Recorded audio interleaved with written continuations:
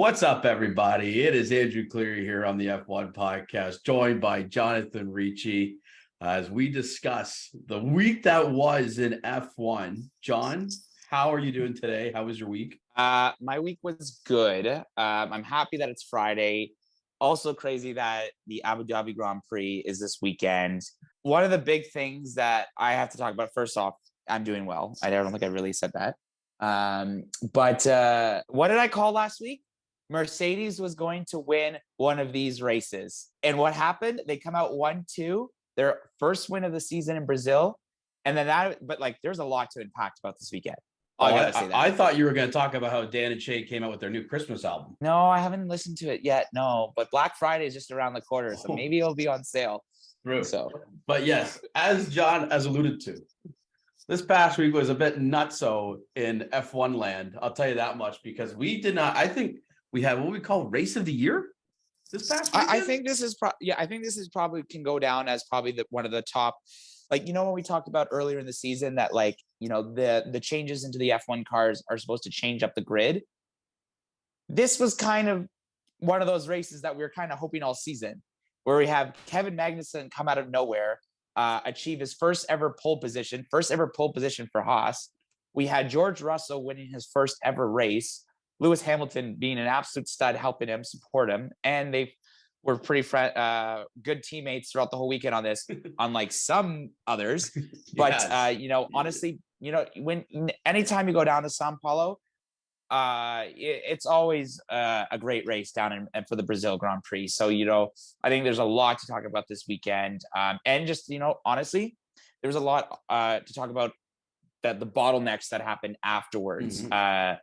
I think I'll turn it over to you. But I mean, where do we start? I think we should start Friday qualifying. So this was a sprint format weekend in Brazil for the second straight year. Last year, it turned out to be quite an interesting, let's say an action-packed race. And this year did not fault from last year whatsoever. It's almost a shame that this is not the last race of the season on the calendar, but that is not here nor there. But we'll start Friday for qualifying. Interesting qualifying, because we had a Q1 that was a wet quali. Then it turned into a dry quali in Q2. But as you alluded to, Q3 was a bit of a mix, right? Started dry, but the rain was coming in. And, Haas being, this was actually kind of helped Haas, considering how they were last year, they were dead last in the constructors. That means they get the closest constructor, I guess the paddock. Their pit stop is the farthest from the pit lane entry, but it's to the closest to the exit out until turn 2, which bode well, because that means K-Mag could have was out first. Nobody behind or nobody in front of him, and he was able to bang out a sweet lap. And I think he was up 0.3 on Verstappen after that first lap in P1. Like, the car, I don't know how Haas does it, but they are able to get those tires working on a cold track when it's about to rain. They got the tires fired up, and K-Mag went on one of the perfect lap. I think that was probably his best qualifying out of his whole career.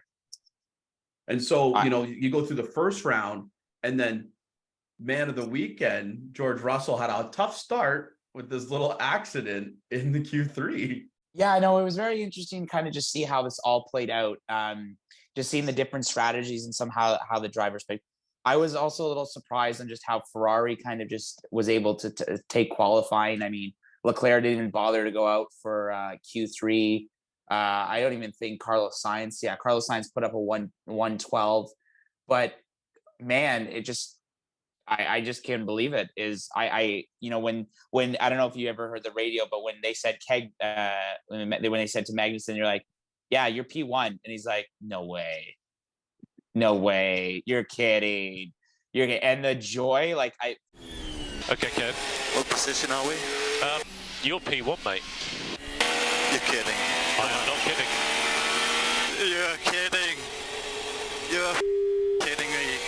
I've never ever felt like this in my life, yeah, guys. It's not over don't yet. Don't celebrate yet. Don't celebrate yet. Come on. It's not over yet, Kev.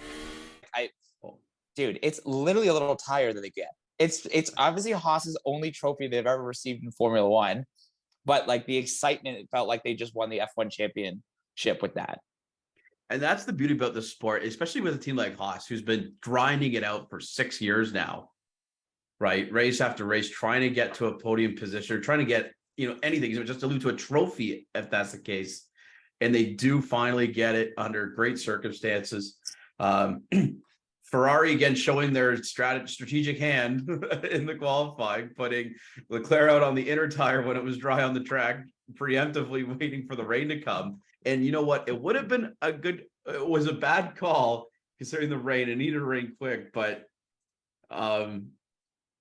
yeah, you think like you have one lap to really make a difference considering with the rain coming in. Why not take the risk on the soft instead of going onto the inter? It's just a stupid gamble, in my opinion. Well, and it was there that, and then there was, I don't know if there was an instance where Leclerc when he pitted, there was confusion amongst the paddock, or I guess the engineers or whatever, of like what tires to put on. And like all the engineers were just standing there looking like sore thumbs. And it's like, which tire do you put on? There was like no kind of communication of what was going on. I think it was the qualifying where this happened, if I'm not mistaken, but just like, that did not bode well for Leclerc for qualifying. No, but hey, the stars aligned, and Kevin Magnussen gets his first pole ever in F1 on his 100th race with Haas on Gene Haas's 70th birthday. It was great to see, which leads into our Saturday sprint race. So, and unfortunately, with that Haas car, K-Mag had a tough start. So I think let's be real here. We had no anticipation that he was going to hold P1. Even Günther Steiner, for God's sakes, literally said, we'll just be happy with the points. And they literally walked away with 1 point. So K-Mag led the sprint race for 1 lap. And that was the first lap I think Haas has ever led in a race ever in Formula One. So there's a good trivia question for the future right there.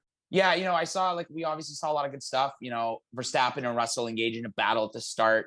Obviously he overtook Magnussen at the start of lap 3 to take the lead. We saw that throughout the race, Esteban Ocon and Alonso were engaging through some duels for the first lap.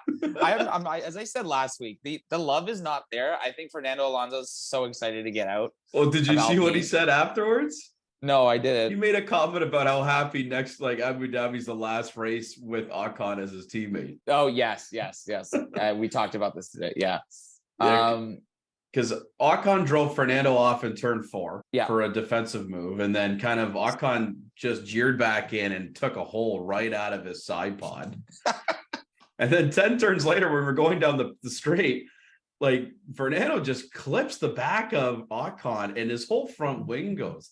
So again, both, they're hurting their own cause. And I don't know what it is with Otmar Safnauer and Esteban Ocon and his teammates, but whenever Otmar is Esteban's team principal, this always seems to be the problem. This was a problem at Force India / Racing Point when Checo was his teammate. And now it's the same problem with Alonso as his teammate. You almost kind of wonder who's the problem here. Is it Ocon the problem? Or I think it's Otmar. I really think it's Otmar is the problem. Yeah, I can't see Esteban Ocon really being an issue in the paddock. But hey, we don't even know. I think also we saw George Russell, Mercedes again, win their first ever. Well, not actually they won the first sprint, but George Russell first ever race win technically. Yeah. Carlos Sainz coming from, he came P2. Obviously, he had to move down to P7 because of a 5 grid penalty. But also, it was a fun sprint. If there's one thing I can remember, there was a lot of excitement and kind of building up to the race on Sunday, and I think we can kind of start moving into it. But before we get into it, yeah, we got one more incident we have to talk about, and how I feel bad for. Speaking of Alonso, I feel bad for him going to Aston Martin next season, because I don't know what the hell Lance Stroll was doing on that straight. The defense move that he literally just shoved Vettel right off the road. And, a 10-second penalty seemed light in that case, because he literally put him off the road. He put him off the road, and B, you don't put a 4-time world champion off the road like that with 2 races left to go. And he's retiring. Who cares? He's retiring at the end of the season. It's try doing that stuff to Fernando Alonso next year, and I can guarantee you Fernando Alonso will come in and literally jump in your car and probably send a punch to your face. Well, Mike Crack, the team principal, kind of came out this week and alluded to saying that how in 2023 there's going to be no number one driver because they want to try and create a competitive culture for when the future becomes brighter in terms of car development. So again, would you really classify Stroll as a number one driver considering what he does to his teammates? Like, this is 2 weeks. This is like 2 races in about, I don't know, or two incidents about 3 or 4 weekends. Like the other one happening against Alonso in the US, where again, completely defensive move and just like he jeered on him late and caused a collision with Ocon or with Alonso. So yeah, like it's crazy because Lance Stroll he's only 24, but he's been in Formula One since 2017. And like, he's still making like these amateur plays and amateur moves. And it's like, you have 121 starts and you're still doing this. Like, and like in a way he can be a good driver. He's got the skills and he's proven it before that he can be a very competitive driver. It's just these incidents, as you allude to, amateur hour, and it really damages his reputation. You want to talk about reputation and relationship? Should we go Let's down to talk about Sunday? Sunday. Oh, yeah. Sunday. So race kicks off at 1 o'clock. I'm trying to flip on Red Zone to watch football and F1 at the same time, but I had a hard time doing that considering the first lap we had like 2 incidents. Mm-hmm. You know, Danny Rick clipping Magnussen in the back, completely spinning him out, and then that was so can we just mayhem. Hold on. Before you go any further, can we just talk about how it started the weekend for Haas like this, and then it just kept going down. You lose. Yeah. So we talk about you mentioned that, obviously we saw that Ricardo hitting Magnussen in the back there, completely ruining his race. Well, I don't know what else happened there. Well, I think Lando Norris, like actually terrible weekend for McLaren. Yeah, McLaren had a horrible weekend in the race, right? So ironically, DR gets carted off in the safety car, and they left K-Mag by himself. He had to walk back to the paddock pretty much. They wouldn't come back to pick him up. But yeah, Norris just clips the back of Leclerc, and I don't know how Leclerc's car survived. That was a brutal impact, and it seemed to be okay. Yeah, I was shocked because I thought he was going to go, because I won't lie, I missed the first couple of laps of the race, but I watched the highlights, and I was like, when I saw that, I just generally thought that Leclerc was done for the race. And he came back. So kudos. And he came back to a position, like a points position. Like that's great driving from Charles there on Sunday, to be honest with you. I thought we saw some very good battles throughout the day. I think Valtteri Bottas was able to hold himself up there, scoring some major points for the constructors, ending P9. Obviously both the Ferraris was obviously not really of the weekends, but they still were able to try to like close the gap, because, we talked about it last week, how Mercedes was only 40 points back, and they had a miracle weekend this weekend. And, at least Ferrari was able to keep it to 3 and 4. So the gap is, I think, now 25 points. So it makes next weekend in Abu Dhabi, or literally in a couple of days, much more crazy. And, I think, I don't know. Like, who do you think has the motivation now? I mean, not the motivation. Do you think after this weekend with Russell, and actually, I just want to talk about it. Like some of the radio messages that we heard,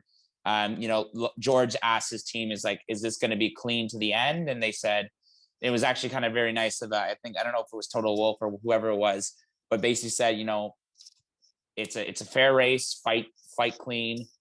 We're not going to like interfere with it. No, I wonder even Hamilton didn't even bother to fight. He's like, maybe Russell deserves this. So to your point there, Mercedes, this was their weekend of the year by far. Yeah. And they have won over so many hearts this weekend, I think more so than because teams have lost some respect. Mr. Saturday turning off into a wonderful performance, becoming Mr. Sunday for the first time in his whole career. Congratulations, GR. We give him a lot of slack, but congratulations, GR. First win in Formula One GP. And you know what it meant to him, right? Like, think about last year at this time, he was getting his first points of F1 with Williams. Now he's winning his first F1 race. So funny how virtues can change in a year for a guy, right? When you put that hard work and determination in it. Even Total Wolf said that he thinks he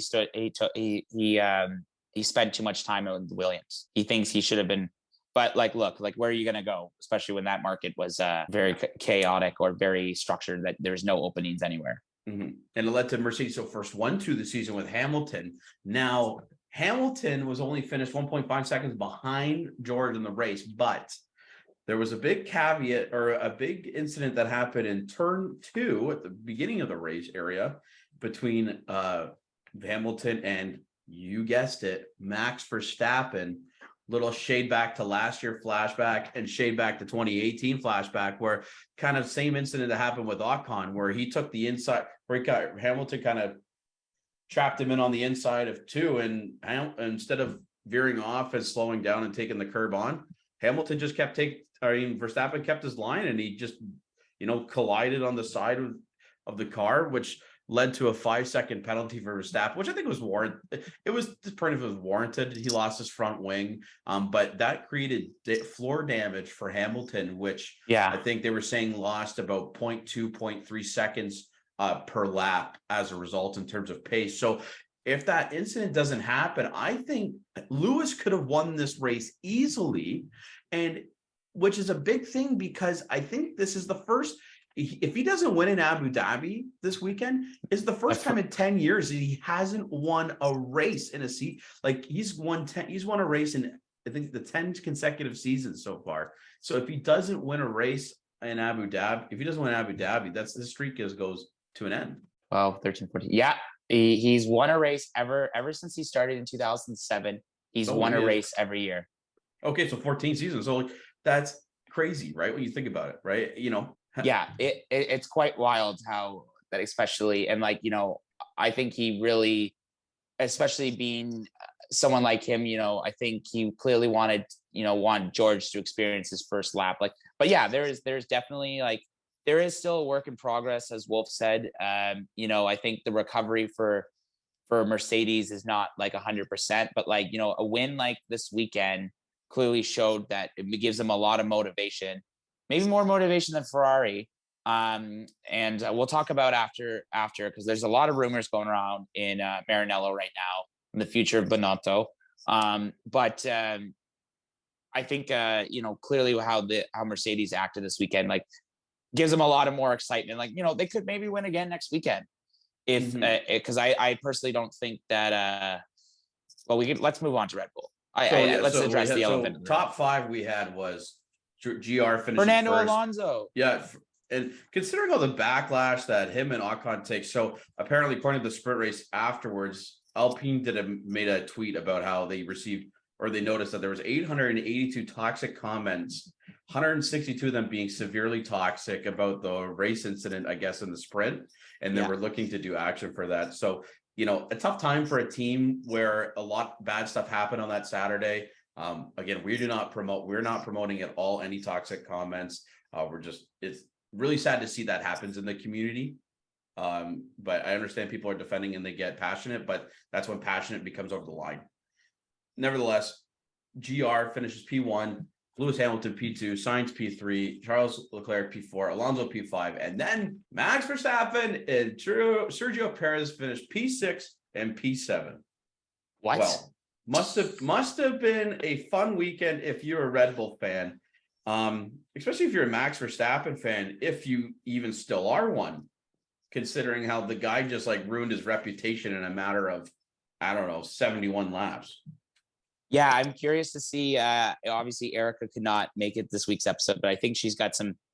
She'll do a gossip tea about like the drama that happened this weekend, and we're excited to bring that up. And like, hopefully, Tyre's doing okay, because when I checked on him, Green Bay Packers beat the Dallas Cowboys, and both his Red Bull drivers did not make it into the podium spot or win the race. So that's tough. He probably was hiding like a turtle all weekend after what I texted him, but.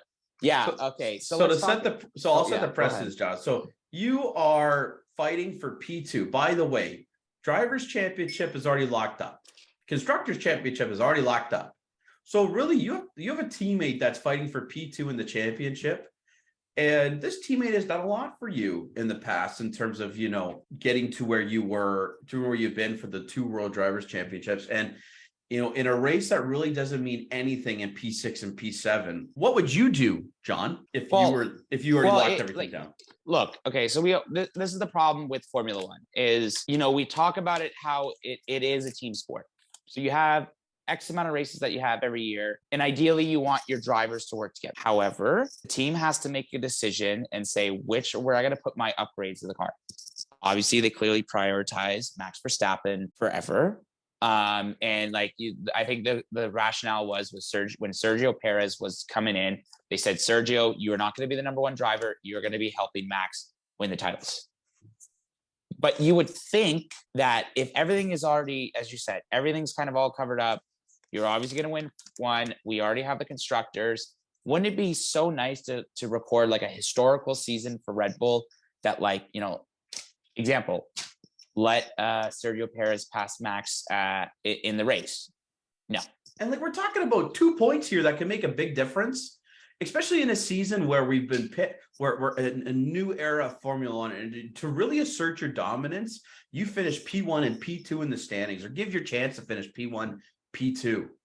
Now, apparently this all stems from when Checo allegedly crashed on purpose, or this is according to Dutch media, and I don't know if it's fully true, but apparently it is. But when Checo crashed out at Monaco in this qualifying lap, he told Horner and Helmut Marko that he did that on purpose. I think that's a little bit ridiculous on why you would want to crash.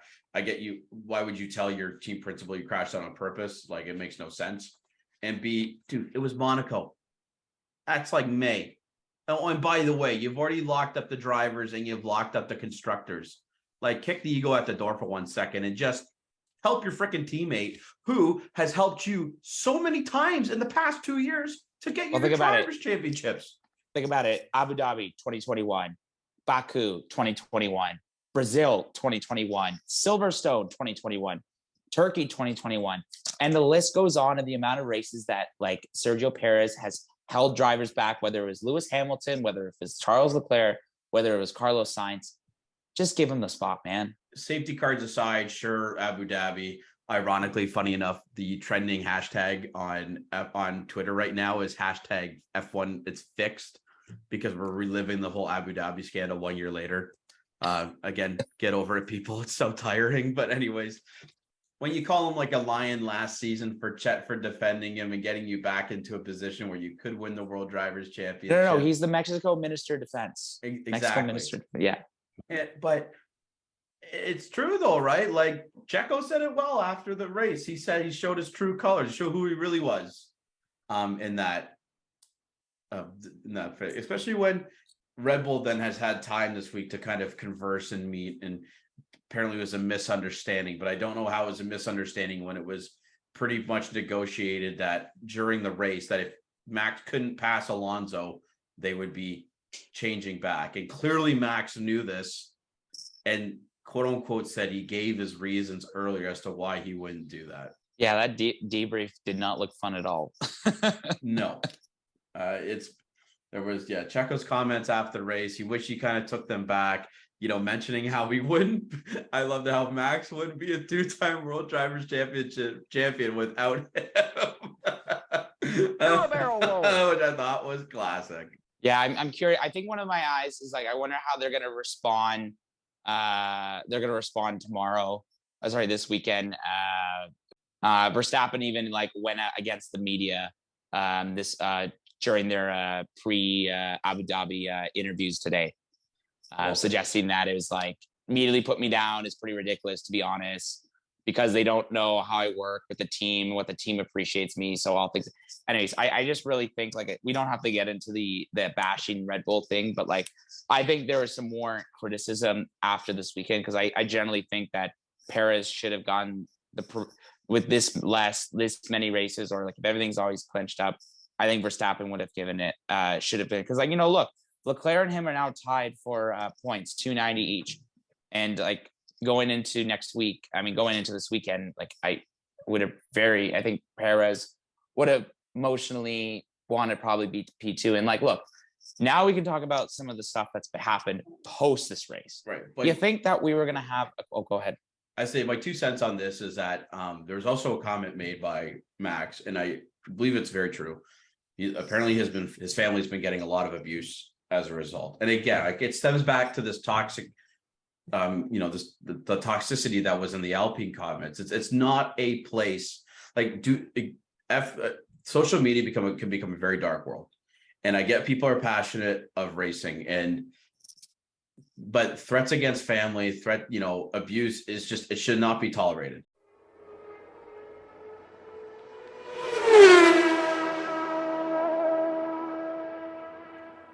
Starting in Maranello.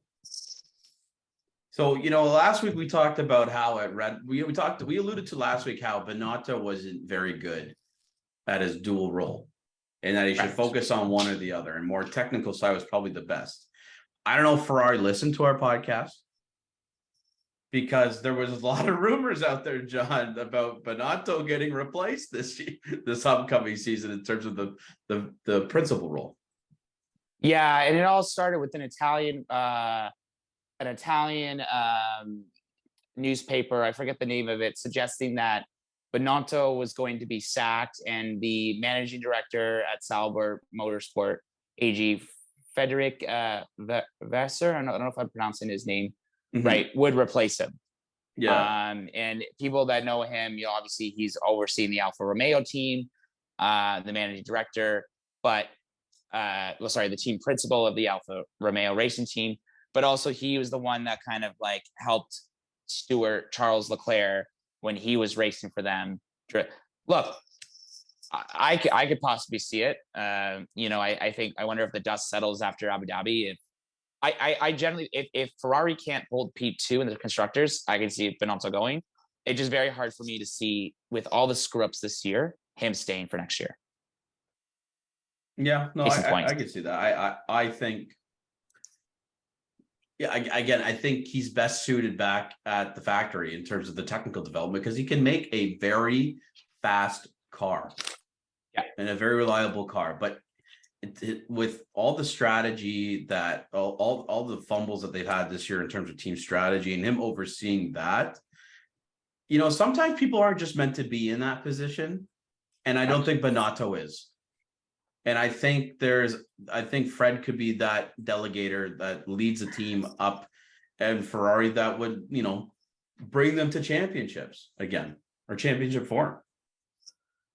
Yeah, because we got to keep in mind the last time Ferraris won drivers championship was Kimi Räikkönen back in 2007. Yeah. So look, there were some promising moments this year. We'll talk about a lot of them at the end of the race. But I'm curious to see how this is going to play out. I don't know if Leclerc and Carlos Sainz have said anything publicly about Binotto, but I think Leclerc's probably got a little bit of loyalty to Fred, because when he was on Alfa Romeo, he was there too. So I'm curious to see it, but I don't know. My hunch is Binotto's out by the end of the year. That's fair. Well, that's where I'm leaning. Ferrari did come back and say that these rumors don't have any merit, but again, we shall see when time comes. Look, Daniel Ricciardo said that. He said the rumors aren't true, and then look what happened. He's gone. He was gone. So, speaking of drivers who are gone, oh my goodness, we have a replacement at Haas next season. I was about to go to bed. We were about to go to bed, and our phones blew up with that. I hate when they release these announcements at like either 4. It's like 4 a.m.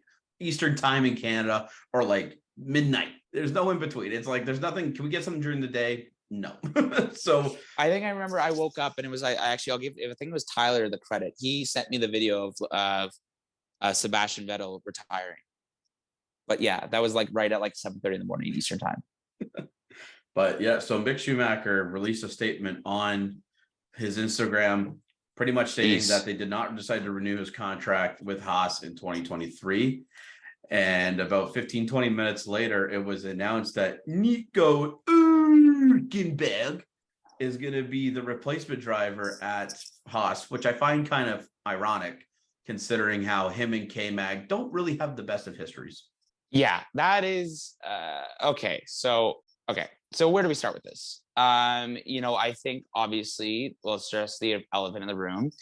Mick Schumacher, at times he had a much better season than he had last year, but I think everyone admitted the 2021 season was not good. Definitely not scoring any points since Austria will probably play in a factor here. Do I see this is probably his last ever F1 race? No, I think he will definitely come back. But he felt like that he was not getting the support. And like, I don't know if you saw this yesterday during this weekend, but when Kegmag got pole position, Mick Schumacher was nowhere to be found. I didn't see him going hugging him or anything, but maybe I missed it. I think he maybe probably needs to go take a break from Formula One or go somewhere or go to a different team potentially, and maybe and give like a better opportunity to race. Now with Nico Hülkenberg coming back, personally, I would not give him the seat. I personally don't think Nico Hülkenberg is a good driver. And just the fighting between him and Kevin Magnussen after that one track. I'm not going to repeat the words that he said to Mag and the reporter, but it'd be very interesting. So if they thought Kevin Magnussen and Mick weren't good teammates, I don't know. I feel like there's going to be a lot of butting heads at Haas next year. Well, that's fair. And, on Mick, there's a lot of pressure that comes with being Correct. Michael's son. And it's a lot of inherent pressure. And in times it's not fair to him. And I totally respect that. I think a break from F1 right now would be good for him. I can see him going to Mercedes, considering how Michael had such a big influence on them when they first started racing in 2010. Yeah. I think they'll be able to become a reserve driver, maybe take De Vries's spot in Formula E so we can maintain single seater, racing, which I think will be good for him. I really do. Again, a lot of pressure is put on the kid. He needs to mature. He needs to be given the resources to help be able to mature. At Haas, it's very raw, right? I think a team that's structured like Mercedes under Toto's management would play really big wonders for Mick. But there is a point in time where if he wants to make a name for himself, he has to stop looming, quote unquote, in his dad's shadow and make that name for himself going forward. Yeah, definitely. And I honestly think that would probably be the better play for him to be a Mercedes reserve driver, or potentially going out to another like Formula E or anything.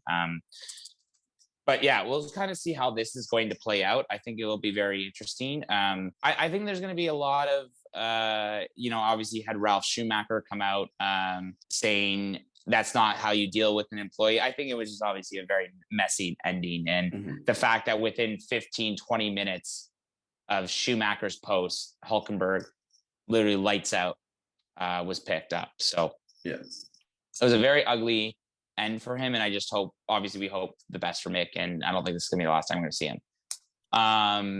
Speaking of which, how are you going to handle this weekend? I think there's going to be a lot of competitiveness. It's going to be an emotional weekend for a lot of people. Yeah. And as we were talking about, as we're going into Abu Dhabi, the constructors is still competitive in the midfield, and, Ferrari, Mercedes might compete for P2. We're going to be saying bye to a couple of drivers. Somebody that, what's up? No, I was going to say Daniel Ricciardo for the person, for a guy who could return. Yeah. But knowing that one person will, of such high class and high quality of driver, that will not be returning anymore. It's a very sad weekend coming up in a way. Yeah. And we're referring to the 4-time world champion, Sebastian Vettel. Who had a pretty solid celebratory farewell dinner. Dude. I don't know if you saw the bill for that. Can you imagine being a fly in that room? I think it was $200,000 Canadian it came out to. Yeah, so they went to a restaurant. Hamilton was the one who sorted it all out together. Had 20 drivers. All 20 drivers went to do it was a Sebastian Vettel farewell dinner. They spent $615,065. I think it's dirham. Okay. I apologize for the poor pronunciation, which is about 36 cents Canadian per one. So yeah, around $220,000 Canadian for dinner. And if you take a look at the bill price, we can post it, but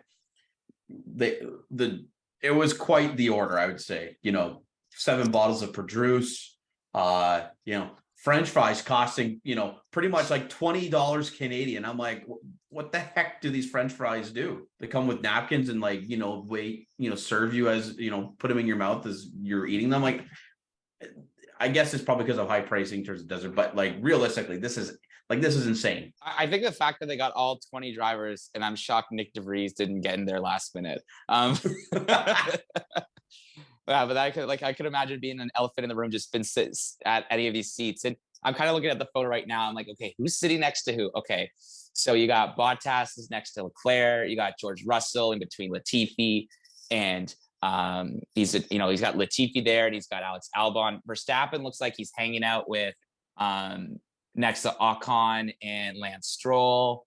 I don't even know where Lewis is. Lewis is in between. Looks like Checo, and Fernando Alonso. Yeah, I'm curious to see this must have been a dinner of the ages. Now, I don't know if you want to see what the post-dinner picture looked like afterwards. If you want to read anything too much into it, Checo was right beside Lewis, with Max being like in the top row, upper right corner, so far away from Checo, and then Alonso being pretty much in kitty corner of Ocon. So read as much as you want to that as you wish. Oh, and then let's just take it about, I'm following Ferrari News on Twitter, and they said, notice Charles Leclerc sitting next to Lando, seems like all is fine again. Exactly.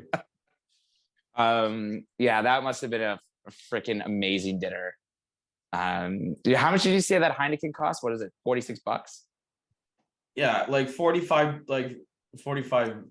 I think it ended up being, I think it was like 20 Canadian. Again, for a Heineken, just ridiculous. Reminded $9.50 for a 355 milliliter can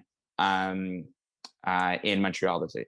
But I think just really quickly going into Abu Dhabi, I think 30 seconds. What are some of the big things that you're going to see?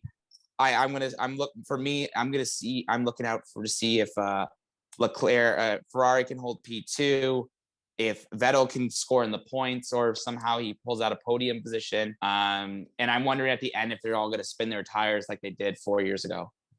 Yeah, for me, it's Merc versus Ferrari, but it's also the battle for P6 in the constructors and P8 in the constructors, between Alfa Romeo and I believe Aston Martin for P6, and then AlphaTauri and Haas for P8. But yeah, I'm hoping that it's a weekend that we all can come to remember. Quality racing. I just hope Seb and Daniel Ricciardo finish the race. Unlike Kimi last year, who went out with a technical problem. I would love to see the recreation of the 2018 photo of Lewis, Vettel, and Alonso doing the donuts in the middle of the straightaway, saying goodbye to an icon of the sport. I think there is a lot for us to tune in for next week. And I think we're going to try to get Tyler, we're going to try to get Erica back, because Erica sent her regrets today. And we're going to try to get Tyler in as well, because I actually want to hear what Tyler's feedback is for this. Also, I think we're going to try to get somebody else in, but I'm going to hold that to me and see if that's possible, but we'll see. Awesome. Well, check out next week. So last race of the season coming up, Abu Dhabi GP. Crazy. Check out. Gonna be insane. I think it's gonna be a great race. I'm hoping that it's a clean race. I'm gonna cry. Check in next week for our reactions and our reviews to the Abu Dhabi GP. But once again, thank you everybody for listening to the F1 podcast. My name's Andrew. And this is Ricci. Signing off for everybody, and hope everyone has a wonderful weekend and enjoy the Abu Dhabi Grand Prix.